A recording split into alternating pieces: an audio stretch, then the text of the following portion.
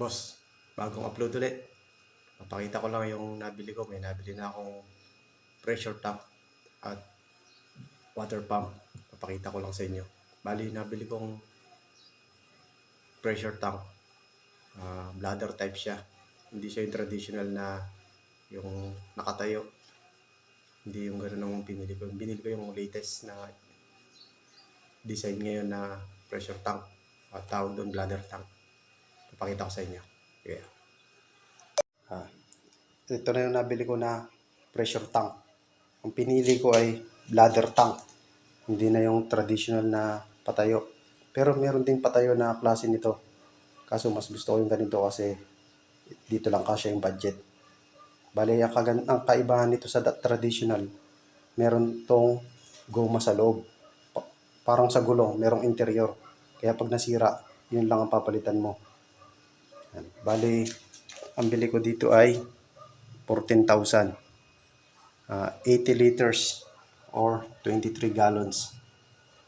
Pwede na to para sa dalawang palapag na bahay. Ayan, bladder tank. 14,000. Tapos, ito naman ang nabili kong motor pump. Ayan, 10,000 naman ito. Kasama na tong pressure switch at saka pressure gauge. Ayan, sa 10,000 kasama na to. Bali, ang tatak nito ay Esperoni. 1 horsepower siya. Ayan. Bali, pwedeng-pwede na para masuplayan yung buong bahay. Tapos ito naman yung tinatawag na 5-way T. Dito yung kinakabit sa ibabaw ng motor. Tapos dito na lahat i-connecta. Walang mabilan nito dito sa mga store dito. Kaya nagtingin ako sa online. May nakita ako. Ang bili ko naman dito ay 400. Ayan, Esperoni. Tapos ito ang hose ang gagamitin. Wala rin nito dito. Sa mga tindahan dito nagtanong ako, wala. Kaya sa online ko lang din ito nabili. Ang bili ko naman dito ay 800. Ayan. Bali dito siya. Bali dito siya ilalagay. Dito. Yan. Tapos ang kabilang dulo naman ay sa motor pump. Yan. Dito naman siya ilalagay. Papakita ko na lang pagka-ensemble ko. Yan. So bali ang nagastos ko rito ay 14,000, 10,000, 24 plus ito 400 plus ito 800. So yun ang nagastos ko dyan.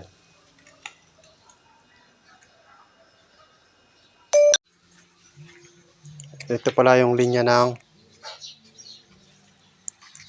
tubig para sa loob ng bahay. Yan ang linya. Papasok sa loob ng bahay.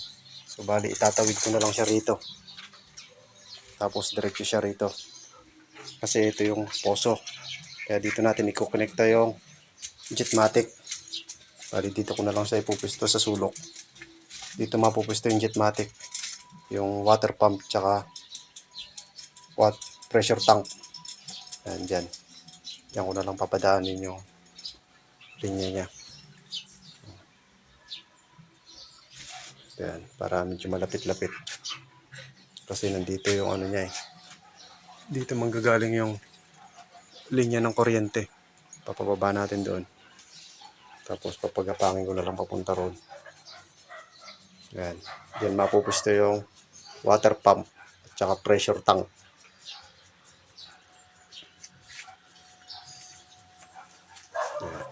Ito malapit lang. Malapit lang ang linya. Yung nabili kong gagamitin natin na water pump at bladder tank. Pati yung area kung saan natin ikakabit. I-update ko na lang kayo pagka nakabili uli ako ng mga fittings. Bali kulang pa tayo ng mga fittings at yung PPR. So update ko na lang ulit kayo sa susunod na upload natin. Salamat.